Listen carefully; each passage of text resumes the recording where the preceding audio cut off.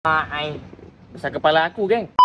Hai geng, Assalamualaikum. Hari ni kita ada CBJ Honda Civic FD. Untuk Civic FD ni, owner ni dah pakai adjustable lah pun. Habis tu, apa lagi dia nak? Dia memang dah pakai adjustable. Tapi korang tengok sendiri keadaan adjustable dia.